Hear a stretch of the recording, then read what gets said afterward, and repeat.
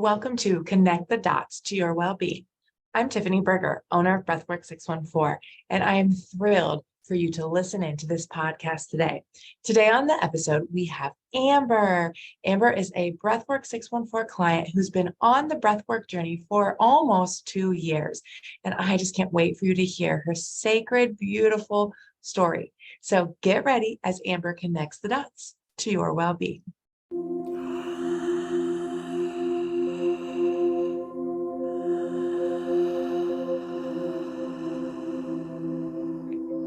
Well, welcome listeners and viewers. Today on Connect the Dots to Your Wellbeing, I have the sacred Amber here with us.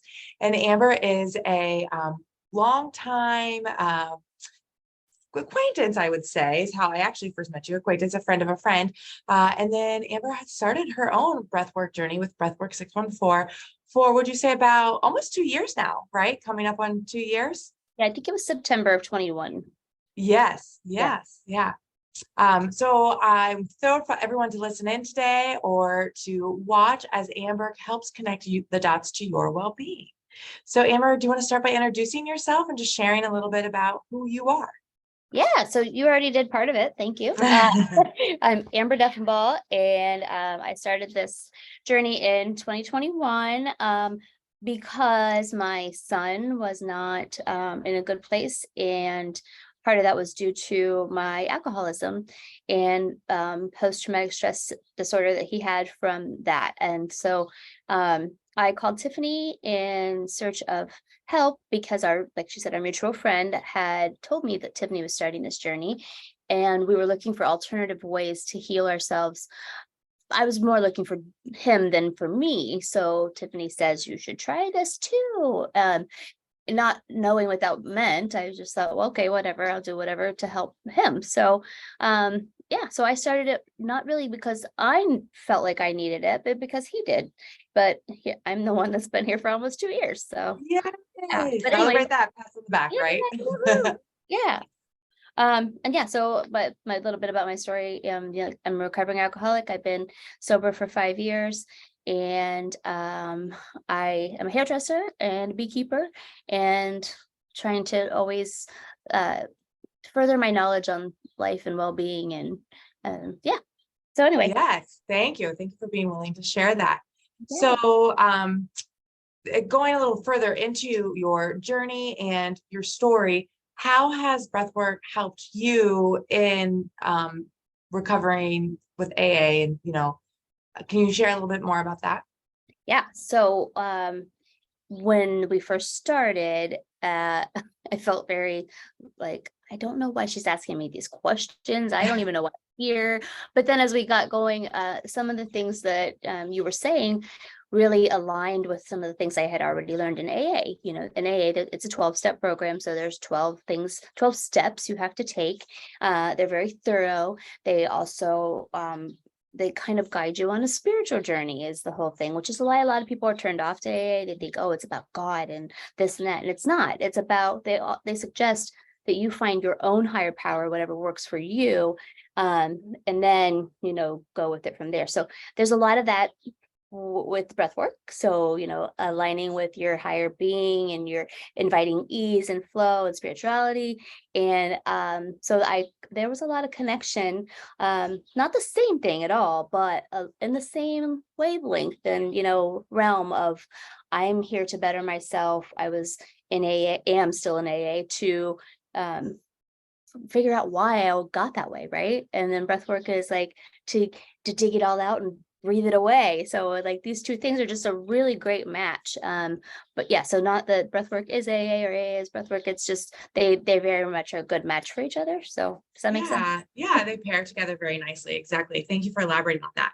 So when you enrolled in your breathwork journey, is this anything like what you thought it would be? And what motivates you to come back and to hang around for almost 2 years now? So yeah, when I enrolled, I had no idea. I just knew breathing was good for you, and didn't realize the extent of it. So I think that's the main thing I would love to point out to people is like what I've learned in breathwork is how healing it is. We have to breathe every day to live. So it just makes sense that there's all these extra breaths and other things that we can do, not just taking a deep breath, because that's what people always say, oh, calm down, take a deep breath. But there's so much more behind that. So when I enrolled, I just was, like I said, here for my son and wanted to help him. But what I realized immediately after the first couple sessions is how much trauma I had still. So, you know, I'm glad I didn't have any expectations, honestly, or go into it with anything really that I thought I had to deal with, because it really opened me up to finding out what I had to deal with. And still, like, almost 2 years later, there's still things we're working on. So, and I think that's always what we're going to be doing, is working on ourselves. But, you do a great job of giving us this nice toolbox of things to do. I mean, I have a little note here on my computer, and it's got, I'm going to try to show it. It's got like all the different breath techniques on there. Oh, I love it. So yes. Oh, I see that. Oh, even on the back too. Yeah. Nice. So it's on my computer. It's been a sticky note on my computer forever. And just as a reminder, I have all these different techniques I can do anytime I need them. So those visual reminders are good. Do you want to know what's on my computer while we're on it? So I have a sticker, breathe, that one of my clients gave me. And then I wrote, embody the vibration you wish to receive, energy over strategy. Oh, yeah. How does that connect with you at all? Or have you used that in your journey? Well, that's everything to me, actually.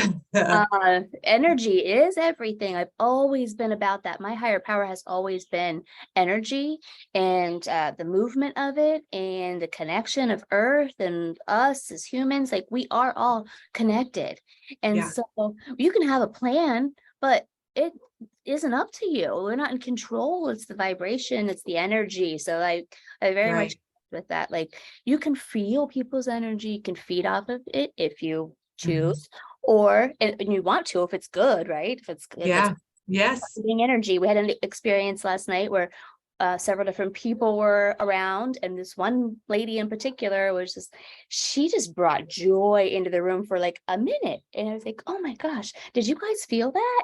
And they were like, yeah, she was just vibing high. So she was great. And I mean, it's a very small interaction, but it was like right on time. It was just who we needed to see at that moment, and it was great. It was like, gosh, you're in the flow, right, when you're receiving that. So Amber just used the term vibe high. We use that often. So vibe stands for our vibration, our energetic emotionality, the hertz that we transmit. And you've probably heard this before or said this, right? Like our vibe, when, like Amber just explained, she had a woman walk into the room and you felt her vibe per se. So we always strive to vibe high.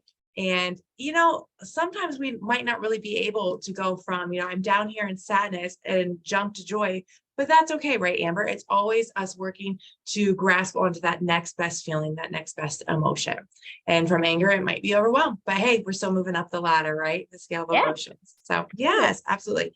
So speaking of tools, you have your wonderful Post-it there on your computer. What other tools or techniques have you? Well, actually, let's start with you first. What do you use most? What tools and techniques do you really resonate with? Maybe you begin your day in a specific way, or end your day, or when you interact with stress, what works really well for you? Oh my gosh. When things are overwhelming, I need to immediately invoke some kind of breath, whether it's just a deep diaphragmatic breath, conscious connected breath. I have to just do at least 5 really good whole body breaths to feel like I can deal with that situation. And what happens in that tiny time is it gives my body a second to not immediately react, first of all, to a situation. And it gives me a second to think about what it is I need to do, how I need to react, right? How I should react. But mostly calm down and get to a space where I can deal with it, so that I'm not jumping on somebody or overreacting, really. So I hear intention, a lot of intention, right? The breath acts. Yeah. And then like at nighttime, I really love to do balanced breathing. Just like 6 to 8 seconds in and 6 to 8 seconds out to feel it through your whole body. It helps relax you to go to Mhm. sleep. Um, and then, on the daily recently with my daughter, who can be a little bit intense, with her emotions, we practice the bunny breath and we practice the poo breath. And so every day there's some kind of breathing happening in the house. There's an Uh, opportunity, right? yeah, Yes. yeah, Yeah. totally. Yeah. Awesome. So Thank you for sharing that. So yeah. you kind of answered my next question. I wanted to know, what breathwork techniques have you extended on to family, friends, or even your clients, or have you? What are you sharing with the world? Oh gosh, especially when my clients tell me, because they tell me a lot. Yeah, So, I um, bet. I love to I love to just tell them about breath work in general and say, and this is what I've been doing to help me uh, get myself back and feel better. And it's really changed my life. And I know I've got several people in my life that I've passed along to you who Mhm. also feel the connection and understand. And they're like, why did I not do this? And I'm like, I didn't know what I was doing when I started it, but I'm so grateful that I did. Another thing, back to the previous question about tools is you have a super awesome list of books that are really life enhancing. And one of the most beneficial ones was The Untethered Soul. That Oh, one, like a in singer, yeah. in connection with my breath, I think that was the first one you recommended to me, actually. Besides maybe the codependent no more. But anyway, all really good tools to help align with this journey. Mhm. So the untethered soul really taught me to not listen to that voice that, we all have that roommate or that person that talks to you, which is what the author talks about. And when you're breathing, you have an opportunity to shut that voice up also and really focus on what's happening instead of the story you're telling yourself. So Yeah. that's another great tool. But yeah, I keep your information. I send your YouTube now and all your things to people because you have so many outlets now to make this very Yeah. available for everybody. And I love that because this is kind of a movement, I think, really in Oh, I like that movement. I have to well-being. say thank you, though. Thank you. Thank you. I'm just waiting for you to pause so I can pour praise Right. and Like, gratitude. And yeah. I know, right? Thank you. Thank you. Thank you. You have done a wonderful job of sharing the movement of breath work, right? It's a lifestyle change. It's a Yeah. way of living. And what we receive is more than what we even can bargain for, right? More than Right. what we even thought that we were going to receive. So maybe extend on that, please. What does well-being look like? What did well-being look like to you before, or what was your understanding of it? And now what does well-being look like to you in either daily living, or how best you connect with it? Yeah, that's a great question. So well-being to me, I guess before was like, eat a good diet, exercise, get enough sleep, stuff that's good just really for your body. But Mhm. and sleeping obviously is good for your mind. But now it's like it's all of it. It is, your mind, I think it starts with your mind more than anything, really. You can't do all of those other things if you're not in a good place with yourself. And it's hard to be in a good place with yourself if you have things that you're holding on to. That's negative. That's bad energy that's holding you down. So if we can't get our vibration up and get all of that out, then we can't really be healthy. We can pretend, we can put on a face that we're healthy and happy, but it's really hard. Now looking back, I see this, I had come so far, but I hit kind of a plateau in my AA journey. And I think AA is amazing. I'm not saying that you shouldn't do that. I think that was a really, really great place where I needed to start. But then it was just such good timing that I was able to meet you when I did and continue to only just elevate and keep going higher with all of that because Uh, now well-being is everything. It's all of it. It's the eating, sleeping, exercise, but most importantly, it's the breathing. It's the um, making sure I'm in a good mental place so that I mhm. can actually do all of those things. Yeah, yeah. So you're right. To extend to the listeners and the viewers, so to Breathwork 614, well-being encompasses our physical body. And typically in our culture, we're taught to have a physical workout and eat healthy or drink water. And that's that. That's well-being. To some, it encompasses our mental health, and it certainly does. So it's our physical being, our mental being, but also it's our emotional being, which I tend to lump with physical because we can feel our emotions, but our emotions have such power over our life and what we get to create, right? And then obviously it's the spiritual side too, the spirituality. So physical, emotional, mental, and spiritual. And so, Amber, when you were only tending to one side of well-being, to the physical, how did that limit you, or did it limit you from experiencing higher power, or connecting with your heart or your purpose here? Um, it kind of felt like, what am I missing? Something lacking. Um, I'm doing all these things, but still there isn't, and there's not enough, or there's not, I don't know, that there's lack is the word I know you like to use a lot. And that's what I feel like it was. It was a lot of just I'm doing all this stuff, but yet I still feel a certain way and I don't know why. And so, like you just said, the emotional point of that, um, sometimes you don't really know. A lot of people telling me they're not stressed, but then they're experiencing hair loss and experiencing all these other things. And I'm like, you probably are stressed, and you don't think you are. We're so good as a society at pretending everything's fine and not showing our emotions and not being vulnerable, because that's not acceptable. And I don't think that's okay. We need to normalize our vulnerability and our love and our compassion, and being there for one another. And think, I think I always thought I was doing good at that, but now I know I'm doing good at that. And You can there's feel it, right? Like it's a feel felt it different. sense. Yes, yes. Yeah. So what I love about breath work is because it does encompass it's a whole being approach, right? And so when we have this whole being approach, it becomes embodied, so that I'm not just showing up and feeling one way after I leave the breath work session, but that it's long lasting. It's carrying over to all parts of your life if you so choose to allow it, right? It's that willingness there. So yes, thank you for extending that. And I would add too, I totally agree with Amber, and she's heard me say this multiple times, but we are a culture that's emotionally constipated.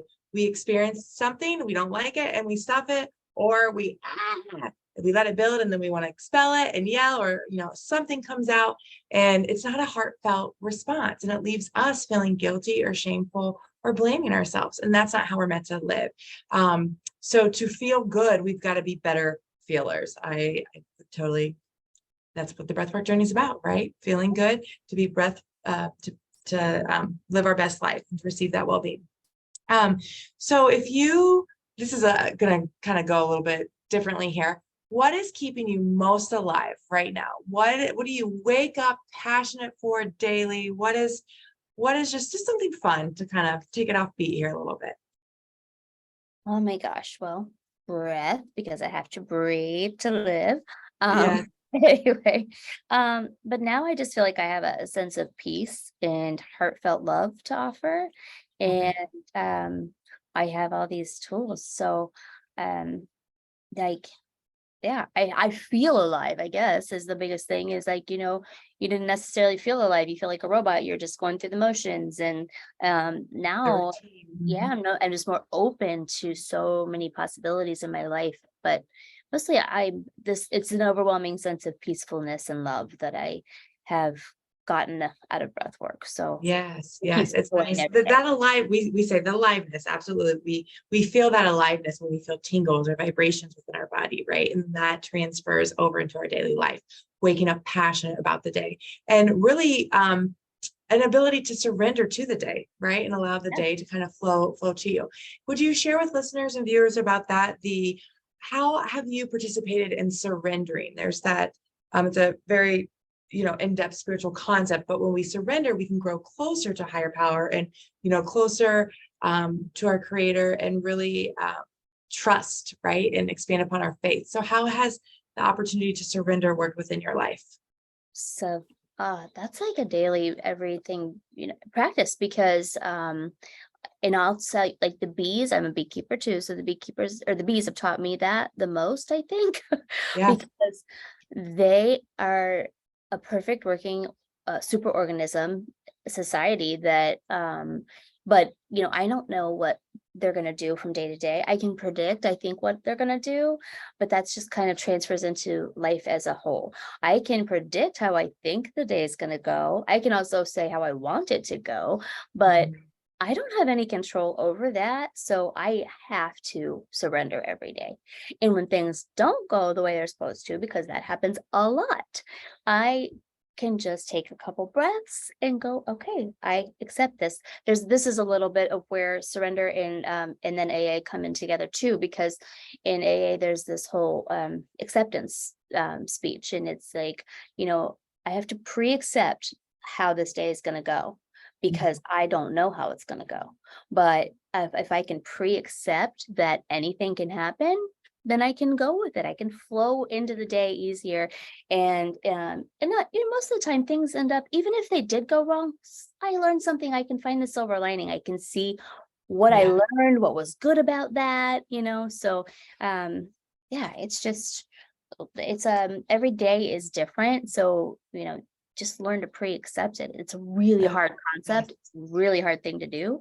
But when you can do that, like, it's just easier. Life is, you invite ease into your life, right? There And it is. Oh, I love that. I just love that. You said that so beautifully. When we can lay down our preconceived beliefs or expectations, right? We talk about this all the time in breath work. Expectations, it puts us in a box, a straitjacket. It puts, God in a box. It puts others in a box.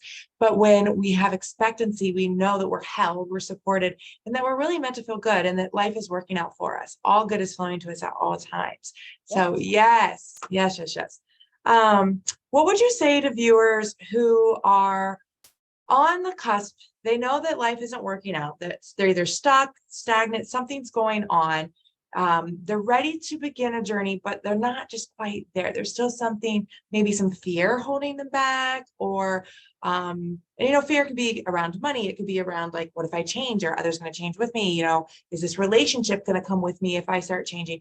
What could you say to those people who are ready and know that there's something more, but they're just still kind of held back? Um, just do it. I don't know. Because, like, no, that's been something that I've always found fairly easy, to be honest. Like, I don't mind change, and I welcome it. Sometimes though I did that too fast and hard. So this has taught me a nice balance. And so I just say the best thing you can do for yourself is be here and be now and be present. So fear is what causes all the bad things. Fear is the root of all of the reasons why we don't get the things we want. If we can let go of that fear and just take this journey, it's amazing. It's 100% worth it. I would do this 1,000 times over again, in every multi-dimension. And I know we still have this outcome, that this is such a beautiful journey. Like, Yeah. I think I'm just proof of that. If you could see me, and if you know me, and you just see that it's brought so much joy and love and ease into my life in the way that I handle all situations now. So if you're on the verge, just do it. Just take a leap of faith, because it is 100% worth the journey. Um, Yeah. and it might be Yeah. scary, but like, it'll be worth it. That's all I can think of, is that Yeah. it'll be worth it. I like to add that if you feel it in your body, or your body's pushing you or nudging you in some way, then that's truth. Like, that's what we want to follow, right? The mind will lie to us. It'll tell us 50 million different stories as to why we shouldn't do something, or to allow that fear to grow. And then what does our mind do? Our brain just corroborates those examples. You're right. No, you shouldn't do this. No, look here and Right. there. But if you're feeling it as a felt sense within the body, a gut response, then go for it. You're absolutely right. So would you say, when life started transforming for you, did you see it on the outside first in your reality, or did you feel it like in your relationship with yourself? What was the first, like, when did you observe the transformation beginning in your life? It was me first, for sure. I could Speak feel to the that, shift. please. Yeah, I could feel my shift. And once my energy started to shift and change, I then started to notice, as we got into all the different things we were doing and learning and peeling away all the layers, I started to see the way other people react to me and the way situations flow differently.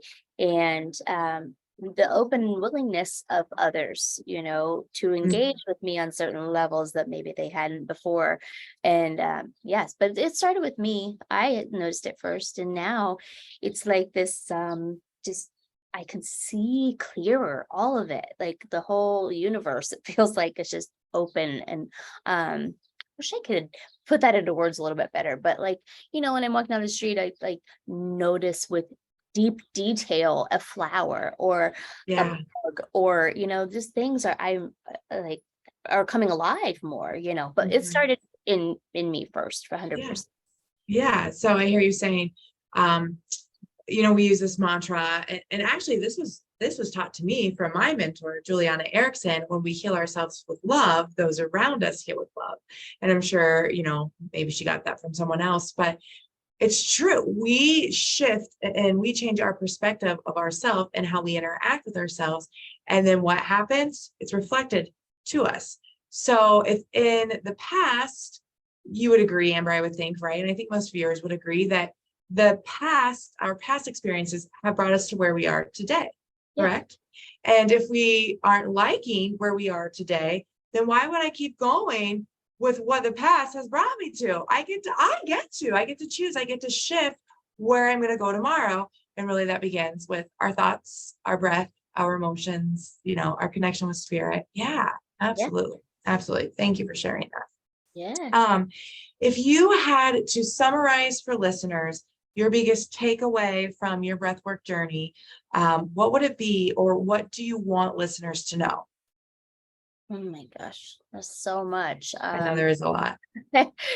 But I mean, the biggest, like you just said it, the biggest thing is you can heal yourself with love. And it's hard to be there for others if you can't be there for yourself. So if you don't love, I mean, that's so cliche, if you don't love yourself, blah blah blah, but it's not, like, you have to really heal your own self before you can give anything of yourself to other people.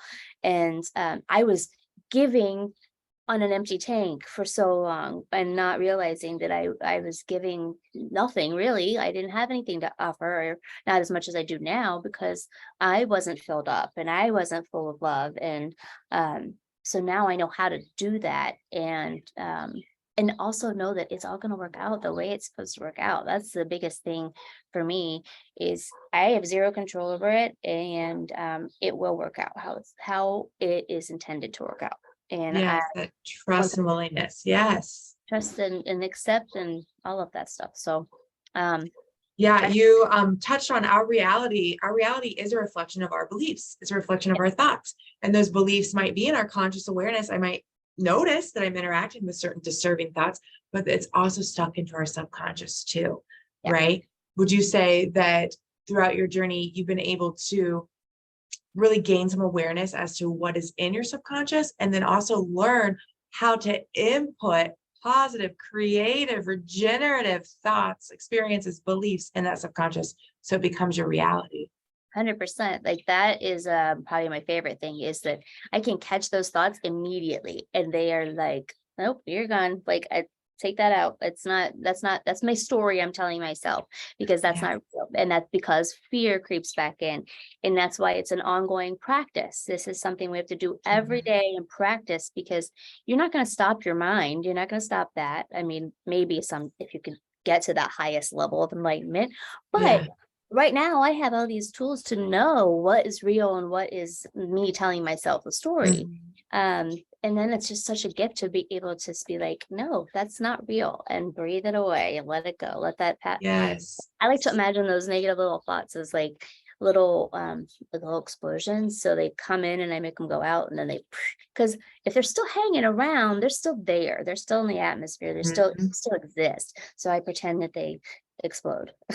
There we go. They go away. Done. Dissipate. Gone. Right. And they No might come connection back to. someday, but I know how to get rid of them. That's the biggest thing. I know how to Yeah. sit and just go. And going out into nature helps with that. And just getting outside of what's creating the negative thought and the negative feelings. But the biggest thing is feeling it. You can feel it, like you said. So for anybody that wants to, you can, if you feel like you need to start this, then you need to start this. Like that's your Yes. answer. Yeah, that is your sign. Here's your sign, right? Yep. So loving on yourself is key. That really started the transformation for you. And then you saw that kind of transcend into your reality. How are you, because you are a mama, so how are you teaching your children to love on themselves? Because the reality is some of us didn't receive that growing up. We weren't taught how to love ourselves. We were taught how we were supposed to treat others, but that can be hard when we don't love ourselves well. We might not be loving on others well. And you kind of hinted on that. So could you just add a little bit, maybe what you're doing as a mom? What are you applying in your home life to extend, all things breath work, but then grow your babies too? Yeah. I grew up that way too. Like, you gotta treat others the way you want to be treated. But then if you aren't being treated the way you need to be treated, it's really difficult. Yeah, It's a very confusing message, right? it is. It is. Yeah. So I need to treat my children the way I want society to treat them, the way they want to be treated. And you just gotta be a loving, caring mother. But for my daughter, my son and my daughter are very different. And my son he's starting to get this grasp of all of these things. And he has continued, even though he doesn't continue on his breathwork journey with you, he has continued to use breathwork when he needs it, and Mhm. has vocalized several times over the last couple months, using breath as the tool, which is great. So, and then my daughter, I'm starting this early because she's going to be 4. And so I had this luxury of starting with her at a much younger age, and being able to help her because she's very emotional. So, and even my husband, he's been on board with breathing, and especially when it comes to her, because she can get really wound up. Yeah. And so you have great little resources on YouTube and stuff for us to do. But yeah, just I got to show them different. I have to be the example for them of, to practice what you preach, but also live it and be it and be the example of that. If I'm not being that, then how can I tell them one thing if I'm not doing the Right. same thing? Right. And that's why you're receiving the transformation you're receiving, because it's embodied. You are being it. You're committed to it. So pat yourself on the back, girl, for sure there. Is there anything else you would like to add or share or connect the dots to viewers, listeners, well-being, anything else? I have just received a lot of well-being in my personal health. There's even been an instance that we didn't talk about, but like the very beginning, I had an hive outbreak, Oh, and yeah. um, Yeah. You can share. Go for it. yeah, we were taught, like, you were like, well, maybe it's because of this. So there's all these different, again, books to reference, but you're like, you can probably, and what ended up happening was it was a correlation between an emotional thing I was going through, and then when these hives would pop up, I would just do some deep breaths and they would go away. It was Yeah. crazy. So that one was one of the biggest physical transformations I saw, but like it was because of something emotional. So I was having a physical response because I was so emotional over something that I didn't realize I was so emotional over. And then here I was able to Yeah. heal myself. And it's just proof. And every single time, I tell you, there's been a handful of times I've come in where I was like maybe starting to not feel good or something. And I did a breathwork session and it was fine. It was like my Yeah. body just needed that extra oxygen that day or something. And Yeah. anytime I'm not feeling well, I just really take an extra bit of time to do some breath. And so, yeah, I've had some pretty amazing transformations, and Yes. we should, I mean, I've written a lot of them down, but I could probably write a book about it at this point. Yeah. I know. One day, right? There's gonna be a book. We're gonna All the little collaborate that. tiny miracles. Yeah. Yes, yes. So you really listen to your body. That's why you're receiving this transformation, right? You don't ignore your body anymore. It's like my body, my emotions, my own personal GPS. What is it telling me? How can I respond? Okay, I need to take a break right now. I need to add some breath, or because the breath will never cause pain, right? The breath always brings awareness. And so then, yeah, which leads to that transformation. So yes, Yeah. Amber, yes, yes. All right. Well, thank you for connecting the dots to viewers and others' well-being today. We really appreciate you having you here on the podcast. Come back and we'll have to get together another time and maybe, I don't know, extend this episode somehow. And maybe your sweet daughter can join us and we can show the viewers how to incorporate breathwork with young children. Oh my God, she would love that. I would love that. Thank you. It Yes, is you're a welcome. pleasure being here. Thank you for having me. Absolutely. And then Amber, is there anything you want to share? Anything else with the world? Way that if you're willing that they can connect with you, or if they have questions, whether it's AA or they need a hairstylist or anything in between. Do you want to share? Well, all that stuff. Yeah. I don't know if you put anything in well, this is my husband's business. He just started Okay. this business. So Yep. this is Heart State Inspections. He's a home inspector. So if you're buying a house or selling your house and you need an inspection, Joe Deffenbaugh is his name. Does he And have an address, website? yeah, it's just Heart State. Heartstateinspections.com. Yep. Okay, perfect. Yeah. And then for me, yeah, anybody that's suffering and needs help, absolutely. You could get a hold of Tiffany directly and she could pass along my information for that or for hair needs. I'm There at we the go. Stephen Detore Studios in Grandview. And also if you're looking to be a beekeeper, I mean, any of those things, if you need help with recovery, beekeeping, and your hair, I got you covered. She's got it. I love it. All right. Well, thank you, Amber. It was beautiful talking with you today. I really appreciate it. Good to talk to you, Tiffany. Thank you. Have a beautiful day. Bye.